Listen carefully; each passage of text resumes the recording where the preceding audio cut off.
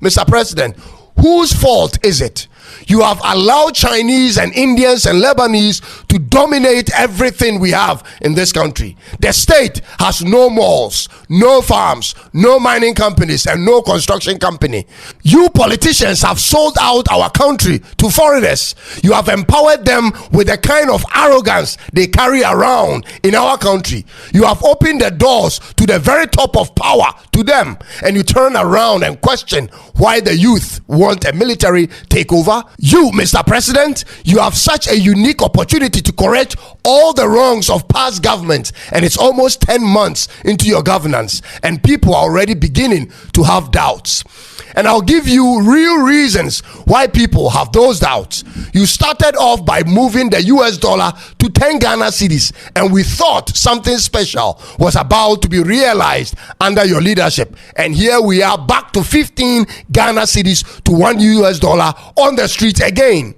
When you go to the banks call the street vendors to you. Are you sure you want to solve the problems that people have, or you just wanted to prove to your political opponent that you can bounce back from a defeat, Mr. President?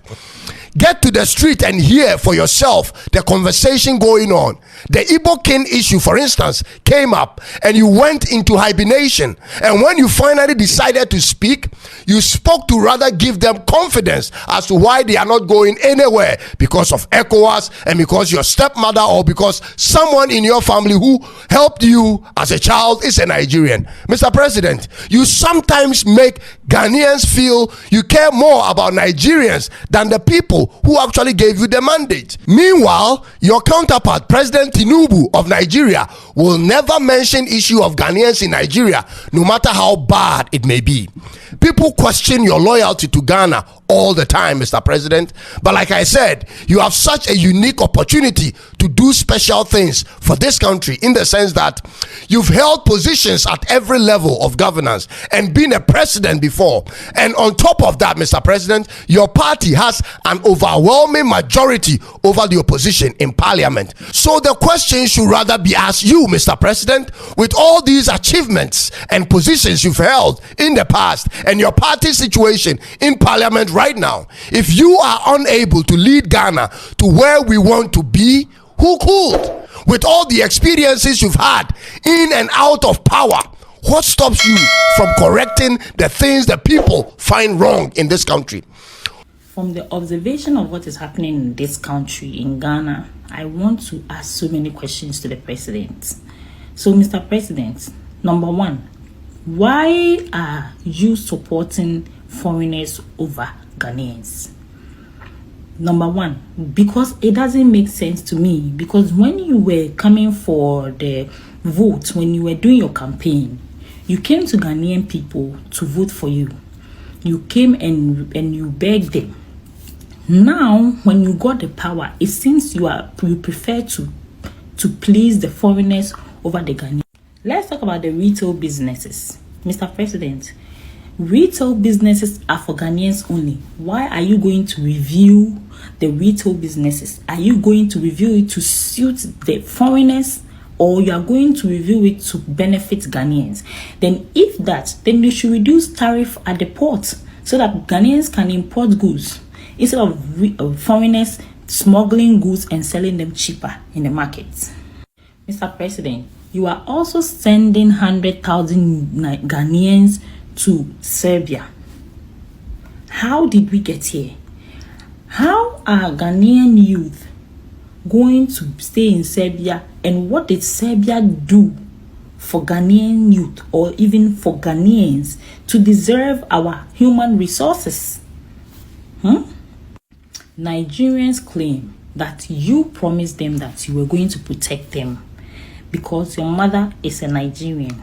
Is this true? And Mr. President, why did you not declare that your mother was a Nigerian when you were asking for the mandate of Ghanaians during your campaign? Mr. President, you said that you are going to look for IP addresses of people who talk about hate, who incite hatred. Do you know that because of how you are, your words, some of your words, Nigerians are abusing Ghanaians on this internet, day in, day out, when they are the ones in our country? Mr. President, do you know that these Biafra people are T groups? Do you know that they are causing a lot of problems in Nigeria? Why are you supporting this agenda in Ghana? On January 7th, you swore that you were going to protect Ghanaians and the interest of Ghanaians. But everything that has happened so far does not show that you put the Ghanaian first. It shows that you are more interested in your diplomatic image, in your image to foreigners, to please them, at the detriment of the poor Ghanaian. Mr. President, what have you done, or what policies have you done to benefit the Ghanaian people so that they don't have to travel outside the country anymore? Please let me know.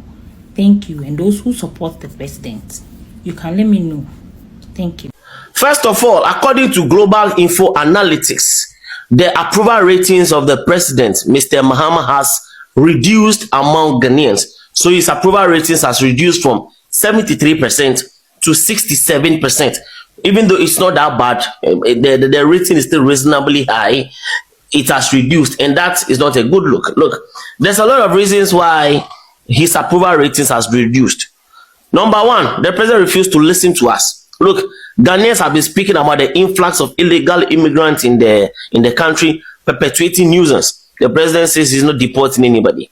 Ghanaian retailers, Ghanaian traders decided to, enforce the GIPC law. The president went ahead and said he's going to refute the GIPC law, meaning the traders will now get angry, so it will reduce. And then he went ahead to bring some deportees from America who are not Ghanaian nationals. Some people that different nationalities that have been deported from Nigeria, he brought them to Ghana. That also contributed to his approval ratings reducing. The Biniyiri conflict that left over 10,000 people displaced, most of them going to Cote d'Ivoire, the Nkwanta one. So there is a lot of factors going on. You understand? And he's refusing to listen. So if the president refuses to do what the citizens are asking him to do, it will surely go down again. You understand? We are bringing deportees from other nations, which is making Ghanaians very angry. These immigrants that are constituting nuisance. We talk, they are foreign minister, whatever came here, you went and shake and say, you not deport them. So it's up to him to redeem and then send his ratings back to 73. But for now, if your ratings is reducing, it means Ghanaians don't have hope and confidence in your leadership again. And the last one is oral.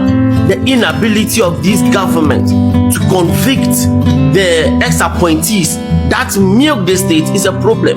Gifty Owari, head of the NSS, that added 81,000 ghost names. Kenoforiata and the rest.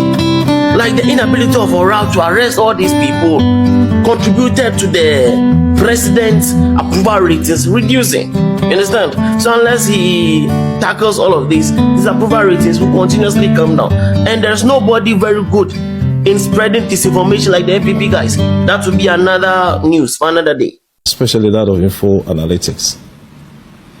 They take a sample size of 9,509, and then they use a margin of error of 1.3, the confidence interval of 99%. Often the margin of error is a function of sample size, not entire population. So we can give credence to that report, and then we can look at the meaning of what the numbers. My issue is not on the numbers. My issue is on whether the sample truly reflects the diverse realities of all Ghanaians, the marginalized group excluded from the polling. That's where my problem is. How do you say the marginalized groups are excluded from the polling? What we found in the report happens with the missing silent voices. 13,000 Ghanaians who are in Burkina Faso, those who are in Cote d'Ivoire, Boko conflicts, the victims. If we had had people from Burkina, Cote d'Ivoire, the victims in Boko, I'm sure the results would have been different. Let them speak, oh President John Dramani Mahama. We did worse. When the NDC was in opposition, I spoke and nobody arrested me. Let them speak, because whatever you are doing today, you will go away and the NDC will suffer for it. Let the masses speak. Let the MPP speak. Give them their voices. Give the masses their voices. So you can learn and take away so much from them. What the fuck is going on here? Why is it so? Are we in a revolution regime? You were voted in to come and change the economy. Look at conflict everywhere. In your own village, there's a fight. We did not even resolve that. We are arresting people to stop talking. What the fuck is going on here? Farmers have been disappointed when your finance minister and your Greek minister, at the time they were in opposition, promised Ghanaian cocoa farmer 7,000 cedis per bag of cocoa. It didn't find expression in the first budget. They thought that it will find expression in the media review. It was 419. Students are disappointed when the President of the Republic, President Mahama, during his rounds and campaign, promised students that he would send remittances straight to students and straight to headmasters to go to the market and buy them aponche, to do aponche and krakra for them. Today, he sent it for just 2 weeks. After that, a letter was sent to them that no money will be sent. We will buy the things and bring it to you. Mr. Speaker, market women have been disappointed when NDC promised them Women Development Bank, and the expectation was that some Women Development Bank, truly with about 800 million minimum capital, was going to be given to them, only for them to hear in the budget that 51 million, which cannot even open a microfinance. Which money the women are even still expecting to be released. But Mr. Speaker, you can deceive all the sectors of the economy, but security is one that would have thought this government would have taken more seriously, because our peace and our security, our public safety is all we have. And therefore, you can, even when you have kept Ghanaians hungry, all that they expected was that you will keep their homes, their streets, their schools secure. But what do we see? We are seeing growing insecurity in this country, because the Minister for Defense and the Minister for Interior and all their agencies are starving. They are starving the public. Now we have heard what these people have to say, and President John Mahama's approval ratings are dropping. Many Ghanaians are beginning to openly question his credibility. For a lot of citizens, it feels like Mahama is no longer fully loyal to the Ghanaian people. They point to some of his past decisions and actions, saying they don't favor the ordinary citizen. And in some cases, they even suggest he puts the interests of outsiders above his own people.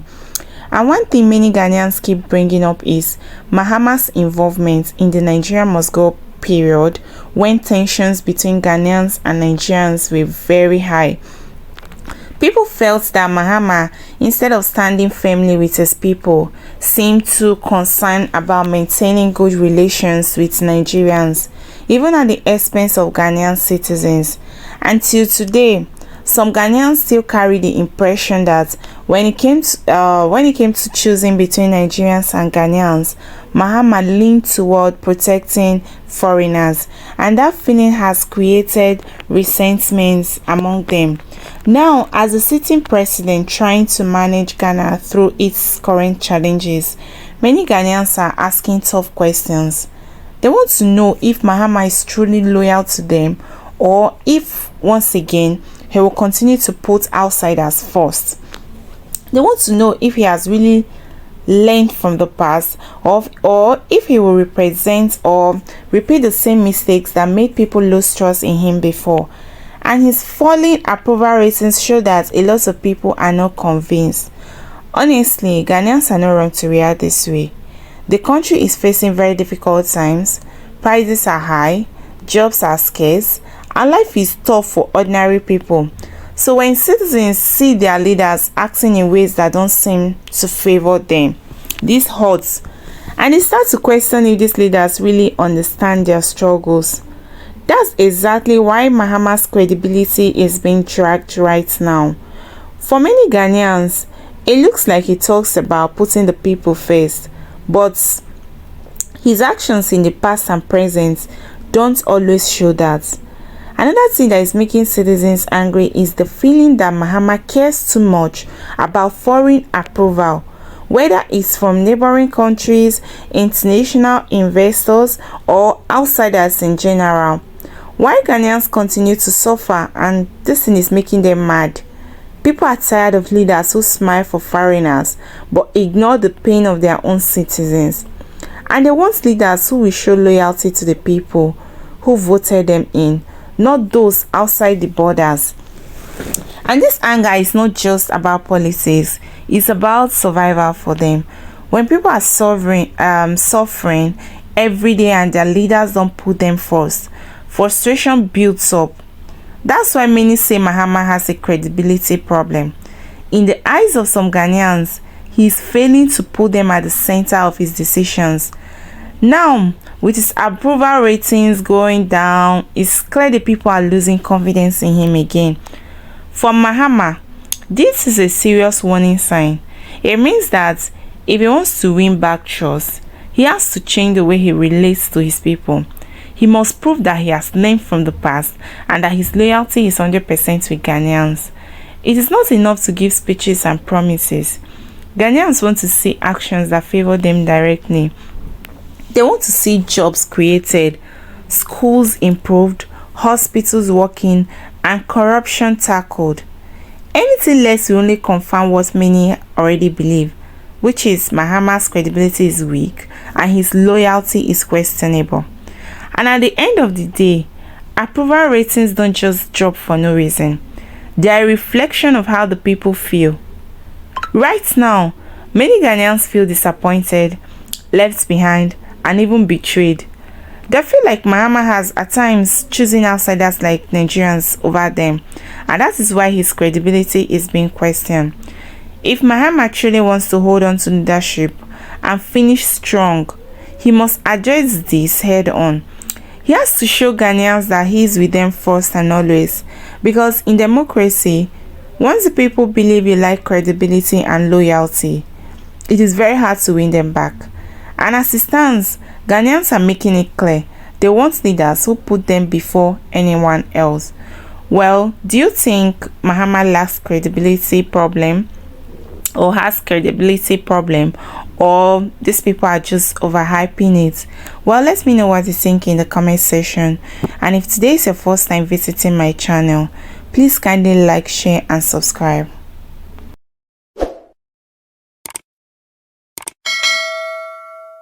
From 2022, COVID impacts Ukraine war and COVID. Niema bo ekosro 2024 munyina mo kai se na ye ka se abdi a esi ye no na niema bo ekosro Ghana ha nyina eye COVID na ebaaye ema nipa niema bo ekosro eni Russia Ukraine war ye ka saade no penyi Mahama ne NDC omoka se ye twantro omo say COVID insan nimu at all enya sa no mukaye omo say economic mismanagement enya sa no say COVID enye the factor me say me can say I think 55% of Ghanaians said that what the name your mama doesn't have credibility, and 45% still have hope that he or still believe that he has credibility. Reason being that when he came to power just some 9 months ago, there's been some kind of decisions that a lot of people kind of do feel like these are things that are politically motivated. When you can talk about issues about members of the NDC that were in court facing some challenge, facing some allegations, or facing some allegations regarding corruption and other stuff, were cleared off by the president. basically the cases were discontinued. They didn't actually allow the court to actually play out, or for the law to actually play out, or to take its course. Now, and after that, they decided to go after MPP members when they came to power, with the likes of Odubuain and others as well. But, and also deciding to actually go after the likes of Fanti Comedy, the likes of Abuya DC, the East Regional, Bono East national chairman of the MPP, and all those kind of things. It kind of made a lot of people kind of question the credibility, or how credible the president is, or how trustworthy the president is. You see, so that's the reason why basically he's kind of facing this kind of crisis. Some might choose not to believe it, but it is the fact. These things kind of make people kind of question as to whether the president is someone that is firm, or someone who is fair and he's not being biased towards his own political party. You see, so that's the reason why these issues are popping up. But you actually have more and more issues actually coming up. Those that are still believing that, that still believe that he still has some credibility, it's also because of the fact that maybe there are some actually seeing signs that they do feel like they are positive signs, being the e-levy that was removed and others. So because of that, you could actually feel like those people still are kind of holding on to that kind of that belief that he still has credibility. But you can also mention again about the fact of about the issues that they promised when they were in opposition, that when they are in power they will resolve. Talking about the Boku issue, saying that if anytime the NDC is in power, the Boku problem or Boku is peaceful. Now in power, Boku is still boiling. You can also talk about when they were actually in opposition, they preached against LGBT. Now in power, they are silent on it. Nobody seems to even talk about it anymore.